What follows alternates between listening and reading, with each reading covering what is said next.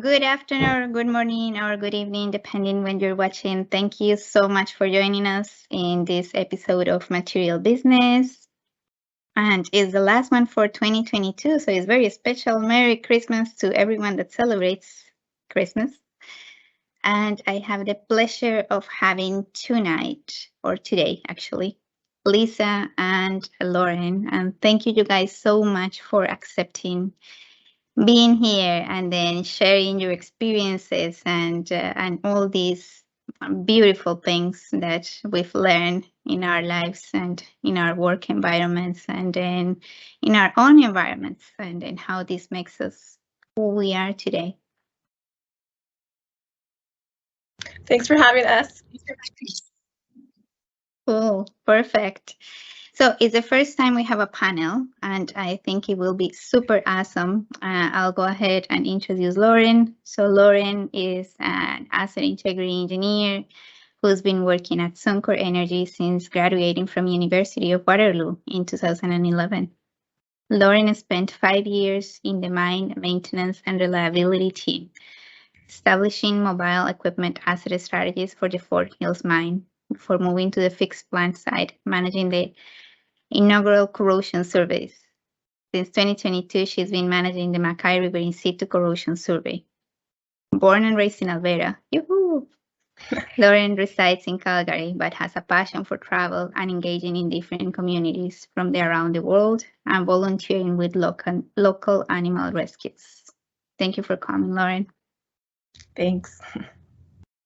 Lisa, on her side, is the co-founder, president, CEO, brewmaster, and everything in between for the Jill all the things that need doing at Town Brewing in Okotoks, Alberta.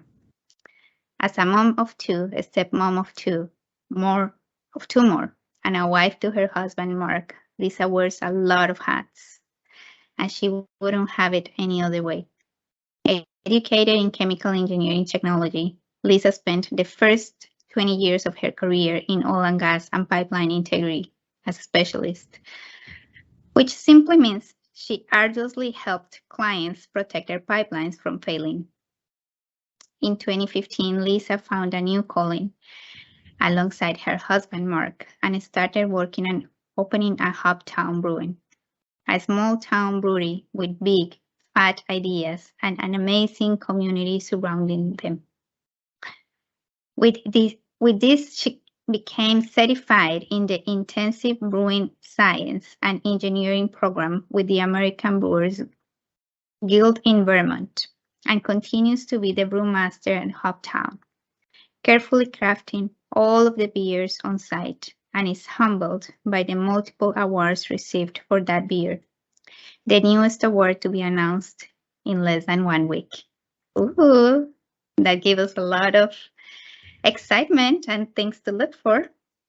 Lisa is also the voice at the end of every Hoptown social media and marketing campaign and was highly honored when her marketing style was described in detail in the entirety of the chapter 13 of a Canadian university textbook, 6th Canadian edition of Marketing, The Core, and looks forward to being part of the next edition very soon.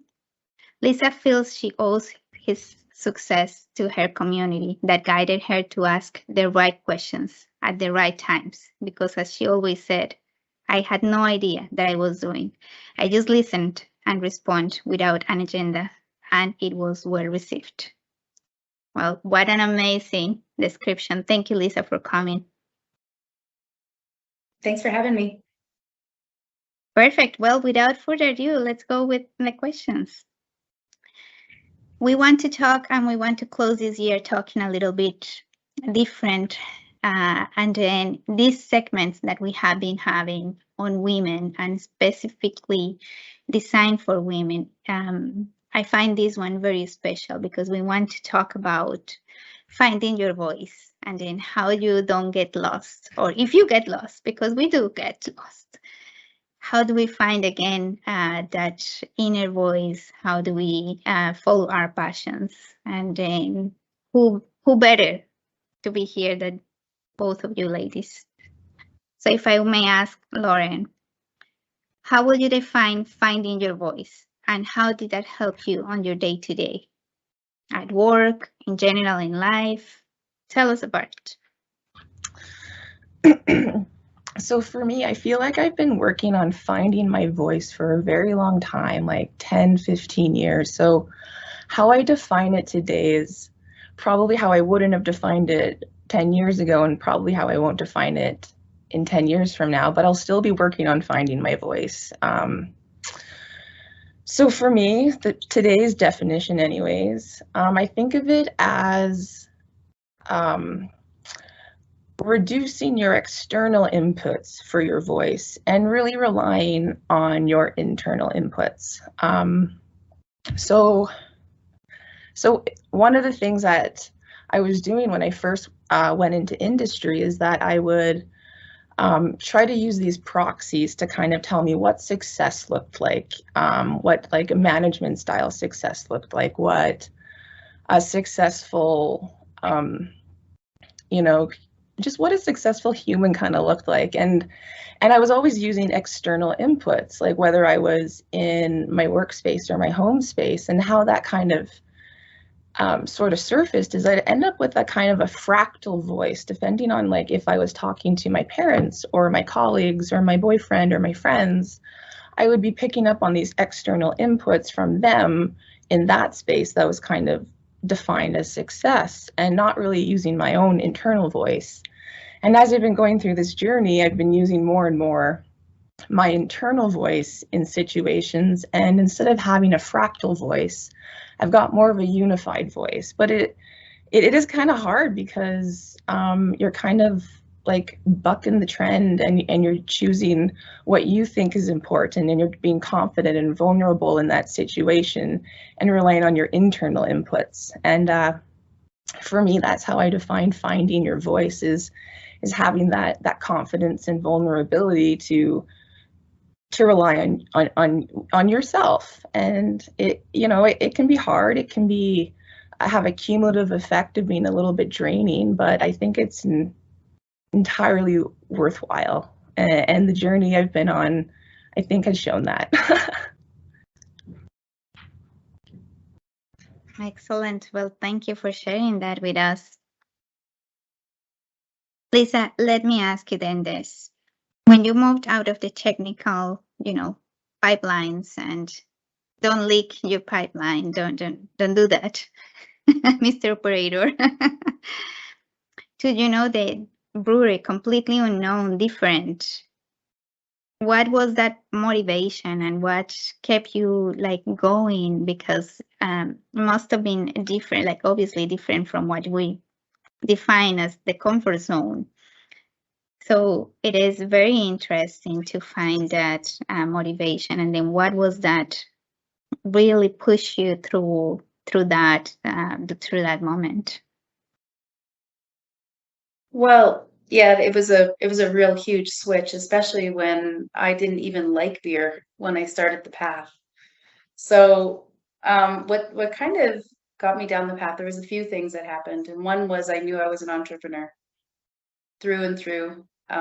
And I think I started to identify that when I was in pipelines and I was trying to come up with ideas on how to do things differently, and that doing things differently is not well received in an industry that's well established.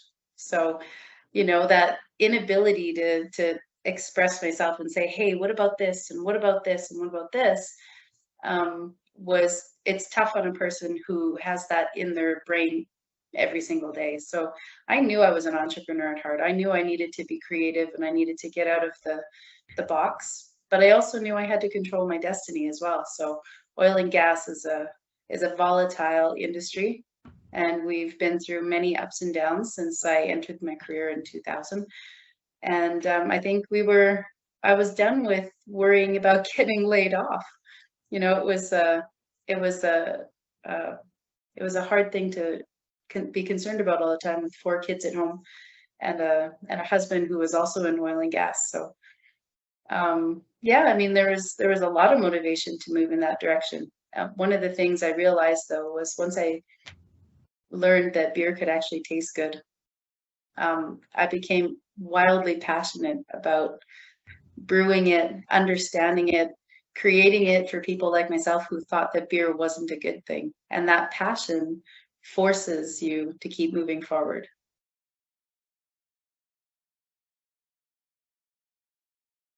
Thank you. So it sounded was a really, it wasn't really passionate at the beginning, but you found the passion as you were going along the way. Yep, that's exactly. I mean, I didn't, like I say, I knew I was an entrepreneur and I knew that I needed to do something that could get my creative juices flowing. I had no idea it would be beer. That's so good. It's so great. Perfect. So, okay, now that we are here, perhaps one of the questions that I really like to ask all the time is, what would you tell a younger version of yourself, like Lisa 15 years ago, Lauren, maybe she's younger than us, so perhaps 10 years ago. What would you say to yourself? Like, what is that message that it would have been nice to Lisa from the future comes and tells you, or Lauren from the future comes and tells you at that time?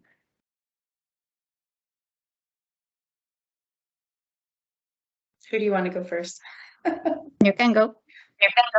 Okay. Well, I think one of the best pieces of advice I'd give myself is be okay with redefining your path. It's really not a big deal. So, and understand that everything that you've done is getting you to where you go. I had no idea chemical engineering would lead me to being a science nerd that creates beer recipes. But why would I know that, right? Who knew that I would work in industry, in oil and gas as a production inspector early on in my career, and then turn that into being able to understand the equipment that I'm using in my brewery. So I would say, yeah, don't be afraid to redefine your path and don't give up. Whatever it is that you've got your goal, your mind set on, run with it. It pays off.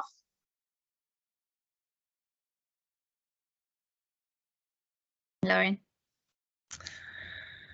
Oh, so if I had an opportunity to tell my younger self something, I would probably tell her to be mindful of the lessons you learn as you're going through life. And I wanted to anchor this in an anecdote because this is, I spent a lot of time trying to unlearn this particular lesson that I learned. So I started working in industry, doing shift work when I was in my early 20s, and having a dynamic and passionate conversation with one of my, I guess he would have been a coworker because we were at camp. And we were having a really good conversation about Calgary's Comic Expo and Dragon Con, like just both of us big nerds wanting to know what we thought of the other's experience. And when we turned away from that conversation, my proxy for leadership and a bunch of my other coworkers were there. And I remember being told, gosh, Lauren, don't be that person. And I was like, oh, well, he must have misunderstood, this person's married. And then it turned on me and it was like, well, even worse, like, don't be a home wrecker. And I was like, oh, okay. And I was put on my heels a little bit. And the reason I really wanted to highlight this particular situation was because I learned a wrong lesson, or what I would say was a wrong lesson. And I think this particular situation is more pervasive than maybe we give credit for, because I was reading a book, or a graphic novel written by Kate Beaton called Ducks, 2 Years in the Oil Sands. And it's a memoir, and this author went through the exact same experience with different variables, but the exact same thing. And I started thinking, man, I wonder what lesson she learned, because I know what the lesson I learned was, oh, okay, so the rules that exist in the office are the same that exist at camp, and those rules are really defined, and perception is king. So you start to realize, oh, maybe I don't exhibit so much passion, maybe I don't exhibit so much verboseness or flareness. Got to keep it real, keep it straight. So I took away from that event, like, not not the lesson I would learn today, which is like, oh, mind your own beeswax, or like, so-and-so's probably having a bad day. Instead, it really impacted my authentic voice, and I really kind of like internalized a whole bunch of stuff from that moment forward. And if I had the opportunity to talk to my younger self, I would say, don't learn that lesson. Oh, wow. Well, thank you for sharing that with us. It is for sure we all have had moments like that. And that's why we are dedicating that segment only to women because it is like the statistics are really discouraging, and I don't want to sound very dramatic. Although, well, yeah, it is reality. It is the numbers don't lie, and then the development goals that were set by the UN set equality and gender, equality and all those beautiful things as the goal number 5. But then in reality, we are pretty much depending on where we take those statistics from, anywhere between 40 years to 240 years on gap, only on that side, let alone all the other things that come along those sides, like salary equivalences and harassment in the workplace and many other things. So this is exactly why I wanted to have this segment. And then just as Lisa said, I would have not been able to have it. Would I have to ask permissions to someone to have these conversations? Because normally then you'll have to have approval, and they don't like the voices we raise. And so it is very interesting that you raised that point. Thank you so much, Lauren, because this is what we want to talk real, right? Things that people don't talk, and they get talked in parties or in our houses, or I talk to you and you tell me, but it is good that we have that out there. And then we don't even talk at all. Yeah. Yeah, at all. And one of the things I found to be so moving, or so a kind of impactful to me, was that the author's experience and mine had a lot of parallels, and in the actual experience, but the situation, the workplace, the job, everything else was completely different. And I was like, oh, well, that's the thing that kind of struck me. And I was like, if this happened to me in this space and this person in this space, you're thinking, oh man, this probably happens to a lot of people. It does. It does. Yeah, I remember being in school in, metallurgical engineering, and then there were 2 females, myself and another one, in the classroom. And then my teacher came into the classroom and he said, "Oh, you ladies should have been in the other block. That's where the cooking classes are." Oh, yes. Honest to God, he said that to me, and I was like, oh gosh, yeah. Yeah, right from the start, right? Not even out of school, and you already are said it. Yeah, there's like an invisible. I think our generation has gone through a whole heck of a lot more than the next generations will go through, though. I think our daughters will see huge improvements. I'm hoping so. I think back to one of my very first job out of college, and being told that I wasn't going to get trained because I was probably just going to get pregnant and leave anyway. So they may as well just wait until another guy come along. Yeah. So those days hopefully are over for our kids anyway, for our daughters. Yeah, and when you're young and impressionable and just entering the workforce, those messages have a lot more power than I think we give credit. Yeah. They do. And then they keep, like you said, they are in the back of our minds, and then they start to shape how you react. And then it is being passionate. For 5 years, I didn't exhibit a whole lot of passion towards things because, that was considered almost taboo. So it's really stifling. We should be okay to talk about the literature we're reading, the comic books or the movie fandoms that we found exciting, One of the things I'd say though too, if you really sum it all up, I think when I look back at my experience, having, someone say that to me and And my coworkers decided they weren't going to train me. I remember the grit that it took to figure out what I was doing.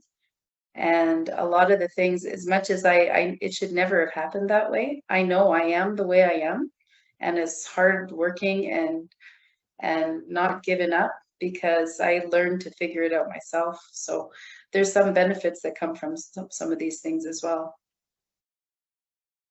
But for one of the things that I think is you're probably quite exceptional based on what Monica's told me, and I worry that if success requires only exceptional women, we're setting everyone else for failure.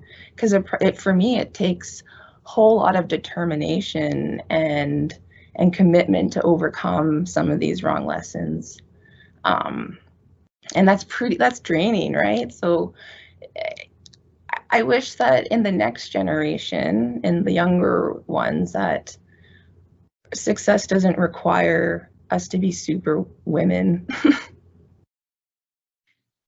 Yeah, it's hard. It's hard to try to live up to that.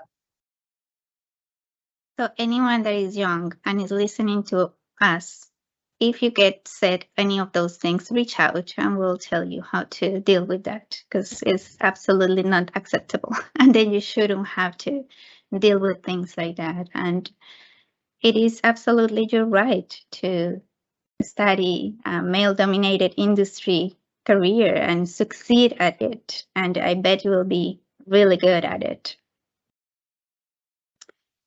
Perfect. So let's go to the next one. If there is one thing that you would have liked to approach in a different way in your technical or leadership roles, perhaps, I don't know, salary negotiation, conditions of work, what would that be? Like in your past experiences? Maybe Lauren can go first.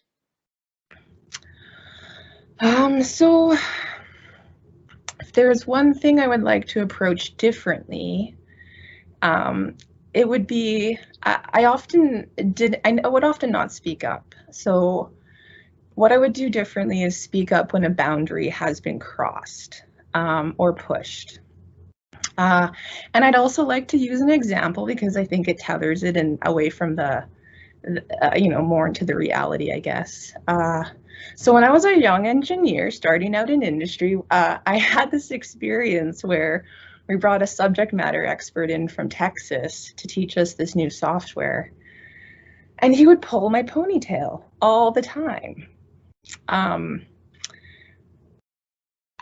don't really know why. I think he was kind of just an older gentleman, so I don't really assign any maliciousness to it. But he'd pull my ponytail.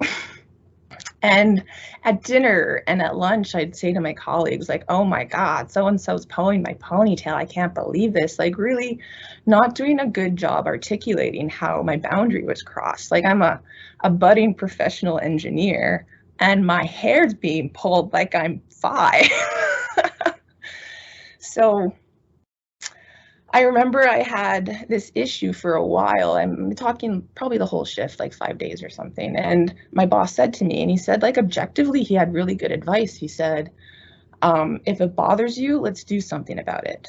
But if it's not going, if you're not going to do anything about it, you have to let it go. And I was like, oh, okay, like that I think alone is pretty good advice. But I just spent a period of time having my colleagues tell me that, well, you're overreacting. This isn't important. Like it doesn't matter. So my solution was just to wait it out. And I think a lot of us do this where we wait for that toxic environment to just finish and then we can move on. For me, gratefully, it was just something pretty minor, hair pulling. It's not that big of a deal. It's infantilizing, but it's not like really detrimental.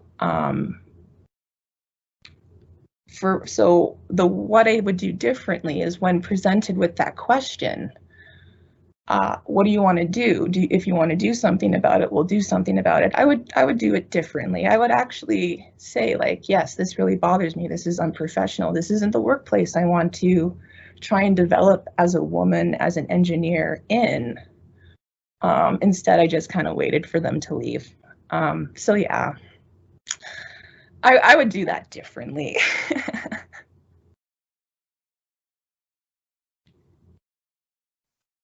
I should have known after 2 years on Zoom, right?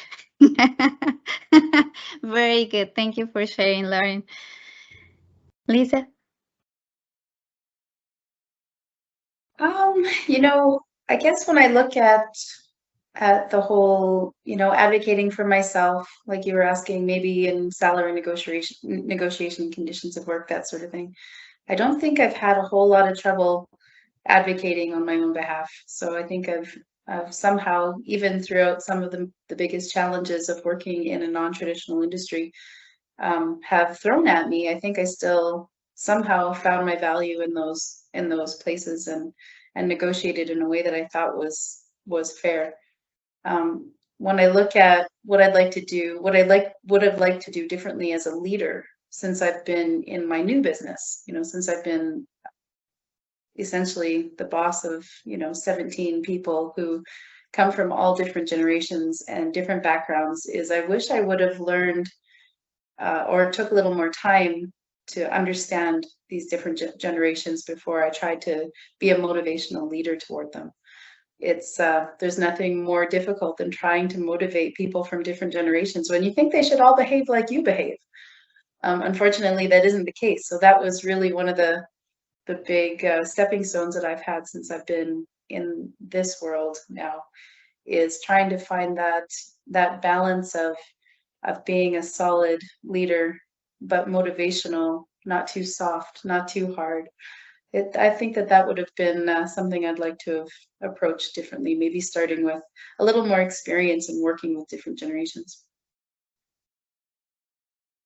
That's very interesting what you raised. So I'm guessing there is different values and different ways to approach things, and a whole lot of learning, and like you have to adapt, being the leader on who you're talking to and how they take the messages from you. And I really yeah, that's exactly.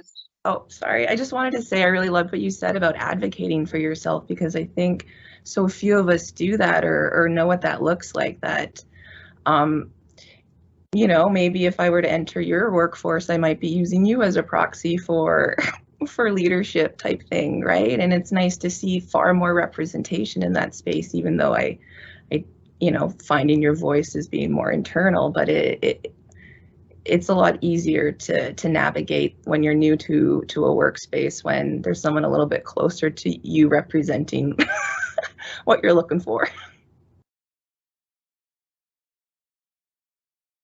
And I think that because there is not so many of us in this industry, specifically in oil and gas, and then integrity and corrosion, it makes it really sometimes very lonely, because you don't have anywhere to turn to get that model, or who do I talk to that would have been through my path, that could tell me something. Like, is fair that they are only giving me, I don't know, 2 weeks vacation while everyone else is getting 5? Is it fair that I only have this amount of salary, knowing that other people perhaps are in a bigger range, or something like that? So it becomes again one of those things, and then you ask yourself, is this really something that I should be asking, or is this going to be seen as, oh, you know, she's just being a girl today? And you know, it's one of those things that you need to go through. So finding your voice is also not only finding it, but getting the courage to express it and to say, this is not what I am worth. And then knowing what you're worth really gives you no place for negotiation, because you're not on sale, it's not discount. This is my worth, right? So it really is that capability. So it takes a little a little more courage to do that. So now that we have gone through experiences and then your personal views on things, what do you think we should do as leaders, as individuals, as women, as men, to help younger generations? Like you said, Lisa, like I hope the next one is better. I hope they, like, the grandkids are better. Like, what is that? How do we, like, and there was someone told me one time that it is just how you extend the ladder, not only climb it, and how do you extend the ladder so other people can climb as well. What do you think will be one of those ideas? Or if you have more than one, just throw it out. You want to go first, Lisa? Sure. I think extending the ladder begins with opening up the opportunities to everybody.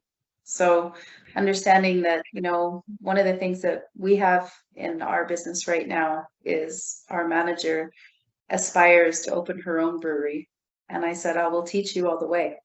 I'll coach you from beginning to end if you want me to, even though it means you're going to leave my business. I think the intent is if somebody is seeking that and they want to jump into that opportunity, male or female, I want to be there to help coach them along the way, and let them know that there is no gender around aspirations. Excellent. That's really good.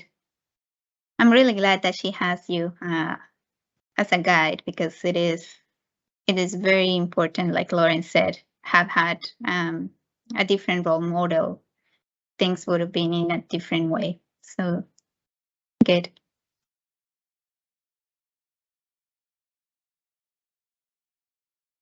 Lauren? Oh. So as far as what we should do as industry leaders, individuals differently, I feel like we all acknowledge we live in this kind of poopy construct where we're not really as equal as we feel like we should be, where our experiences are just very different and kind of influenced by this construct that I personally feel like is non-representative of the workspace and the life that I want to live. So what I think we should do as individuals is act and be as courageous and as vulnerable and as confident as we can, and show industry what a better construct looks like, what a more inclusive and diverse workplace actually looks like. And it requires a whole lot of courage, because we're saying that maybe the system isn't right. Maybe we need to do something differently. And Lisa knows when you're in an established industry, that is pretty darn tootin' hard.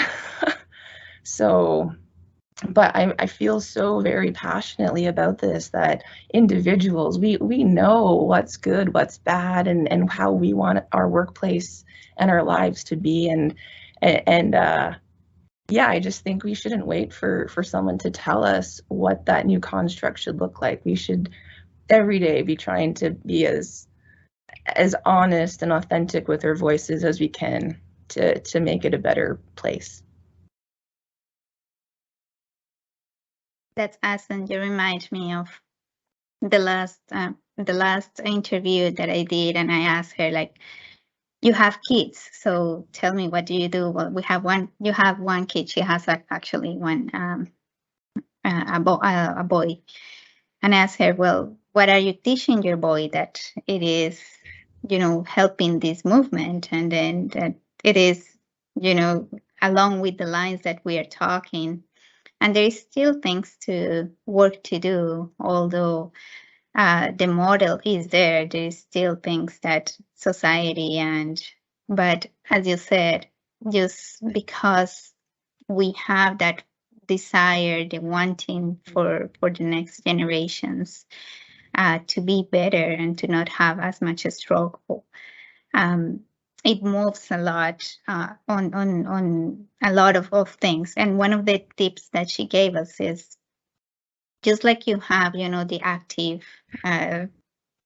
break or the health and safety meetings, or you go to the beach and clean the beach in one of those days for health and safety in your companies.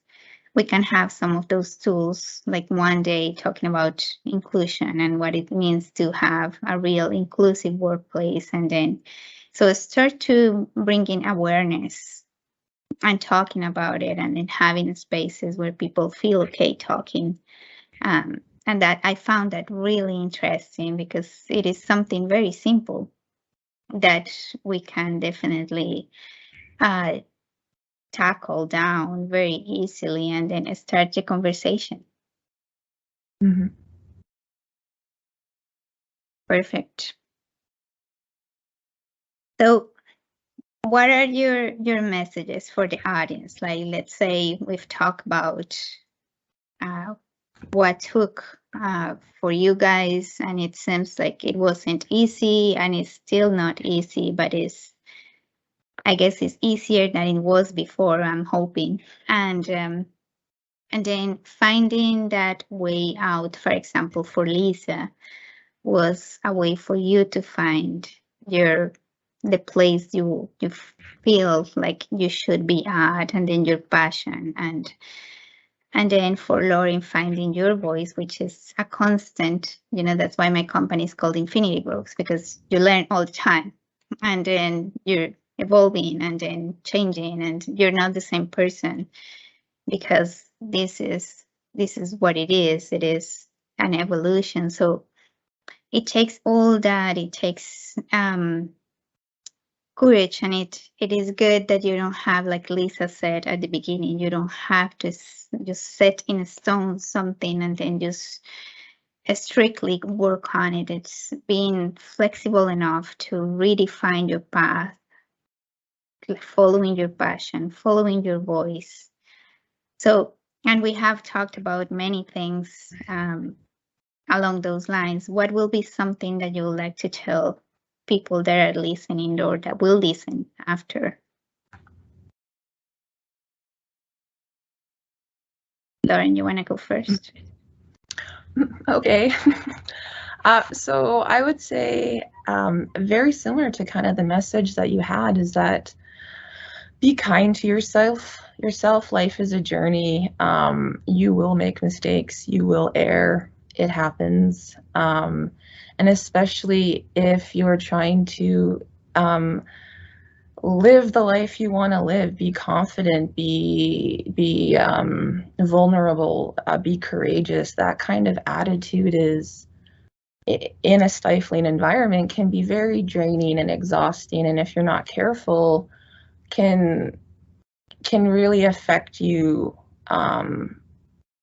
deeply on a mental state. And I am a prime example of that. For the last few years, I've been trying to really walk the walk, be that authentic voice at work, and I think I've done really successful, but it has taken its toll, and I'm currently needing to take some time away from work to work on mental health issues. And when I return to the workforce, I 100% am going to be as vulnerable and as compassionate and courageous and capable as I'm possibly going to be, but hopefully with a better set of tools. But I think it's so important, and I would say, journeys are hard and long and twist and turn and bend and pivot. It happens.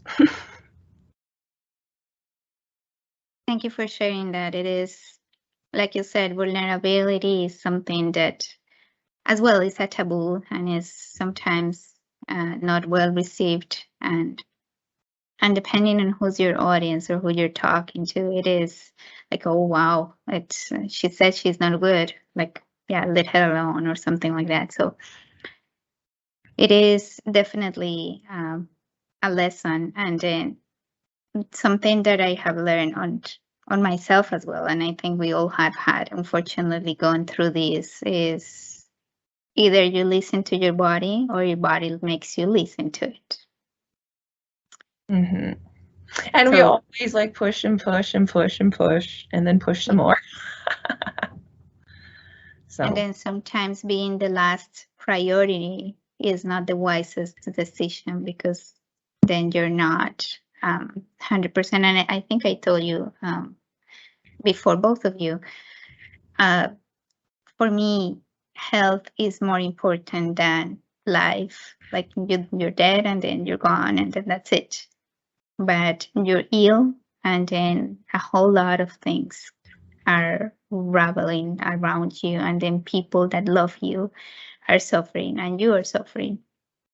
And unfortunately, as much as people loves you, and then as much as I want to be compassionate about how you're feeling, and then I can empathize and I can put myself in your shoes. The only one that is having that hurt is you. Mm-hmm. So either you take care of yourself or you take care of yourself. There is no choice. There is no alternative. Yeah. There is no choice. And then as I told you before, there is no one that is going to cure you or get you a magical, I wish I had a magical wand. And then, I'm called some people call me a witch, but that's for a different thing, right? But it is so important that we learn that lesson, and that we really take care of ourselves and we seek help, and we talk, and then we normalize the discussion on this is important to talk about. Mm-hmm. Journeys are so messy. I think I had this I don't know, this fantasy in my head where when I was younger, you go from A to B to C to D, progressing through life. And gosh, you don't do that, do you? Well, you do, but then it is not in a line. It is not a straight line. Yeah. It is just like a... So yeah, be kind to yourself when life's journey takes a turn, because it happens to everyone. Absolutely. Lisa, I feel you want to talk. Oh, I always want to talk. It's funny when you said sometimes people think you're a witch. I think I'm a witch, and part of that comes from I almost believe that the minute we start to put something out into the universe, we start to make it happen. And I've seen it happen over and over and over, where the minute it comes out of my mouth, it becomes something that we're moving toward. So, I think if I were to give any kind of advice, I guess for me it would be looking for opportunities in absolutely everything that happens, because all of the good things, of course, have opportunities that we know are limitless, but the bad things have opportunities in them too. And that opportunity for growth only comes from some of those toughest moments. I think about, starting my business 6 months before COVID shut us down.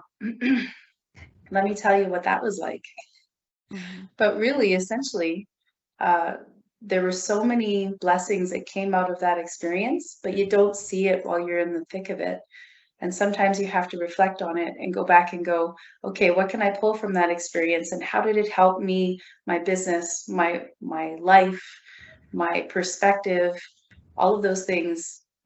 So yeah, my best advice would be looking for the opportunity in all the things that challenge us, because there's something. We've grown somehow, and we just have to look at it and go, oh, okay, thank goodness that happened, because otherwise we could get down a path that's really a lot more negative and difficult to pull ourselves out of. Absolutely. So you're a great manifestator.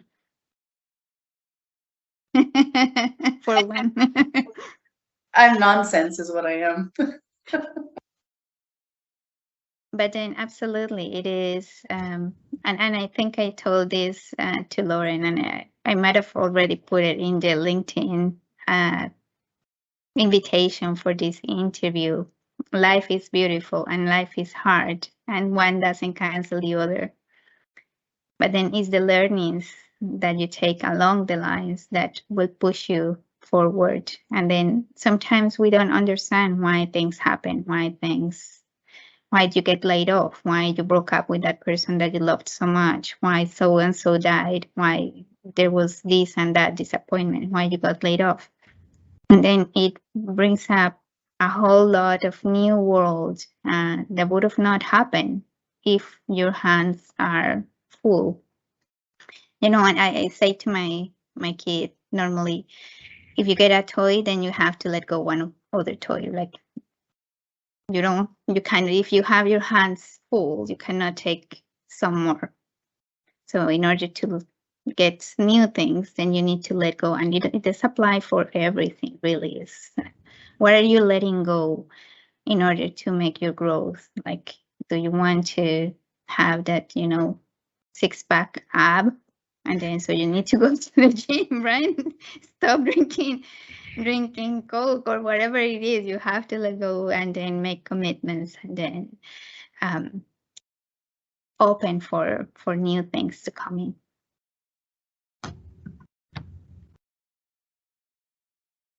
Perfect. Well, you guys, I think we are at the time right now. Any last comments? Any last minute discussions? We have had so much fun. Thank you so much for coming. But you have something else? Only that I love the opportunity to get to participate in this. I think this entire endeavor that it is so beautiful and so amazing, and I'm so excited that I got to be a part of it. Thank you. It was my pleasure having you. Yeah, there's nothing like being in a room of powerful, intelligent women and having a good conversation. So I am very grateful to be a part of it as well. All the pleasure is mine, and then you can come anytime, and we'll have another super nice chat, and then we'll record it, and then we'll call ourselves witches, and then people will laugh. Perfect. Well, you guys have an excellent evening, and then happy Merry Christmas to you and your families. Have lots of fun. Take care of yourselves. Take some time for, be peaceful and unwind the crazy year. And then we look forward to 2023. And the next interview will be around the 10th of January. And I hope you subscribe to the channel. Now it looks like my son is subscribed in the link below. And yeah, it's really my pleasure to have this opportunity. And thank you guys so much for being here. No, thank you. Thank you. Okay, bye. Bye-bye.